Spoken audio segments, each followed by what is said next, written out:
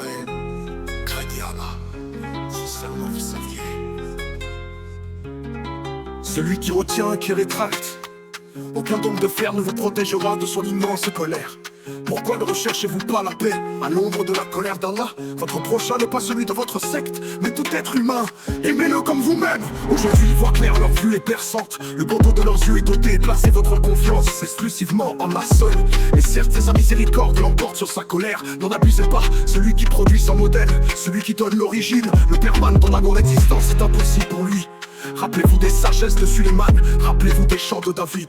Aucune richesse n'a su écarter Suleiman et David de l'unicité d'Allah. Alors puissiez-vous méditer sur ce qui suit, puissiez-vous réfléchir.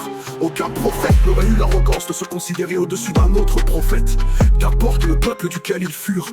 Pourquoi divinisez-vous vos prophètes et messagers, les uns au-dessus des autres? Oh, vous les démons maçons! Lorsque vous cherchez à duper les gens, vous ne dupez que votre propre personne.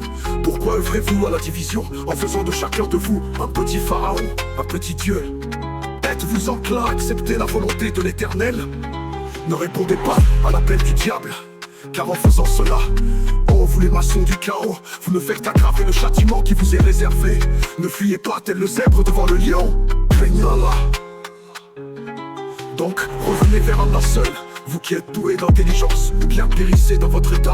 Mais qu'ont-ils tous ces moutons à paître face aux démons pour un peu d'herbe ou de boisson? Êtes-vous enclin à courber les chines devant Allah seul?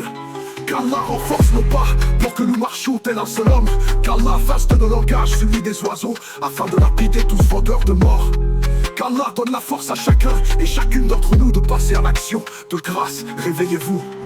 Résistez aux démons et ne craignez qu'Allah. Avez-vous oublié qu'il fut dit de Issa qu'il résista à Satan dans le désert, alors que celui-ci lui proposa le monde à ses pieds? Préférez-vous l'enfer des diables ou le paradis ayant des palais pour demeure? Alors agissons comme si nous resterons éternellement sur terre, tout en sachant qu'un jour nous mourrons. Agissons pour la paix et laissons-la en héritage à nos enfants. Pensez-vous que nous sommes sur terre pour tout y détruire? Nous sommes sur terre uniquement pour adorer Allah à travers nos actions. Les démons ont fait dévier et éloigner l'homme de la connaissance d'Allah et du culte dû à sa souveraineté.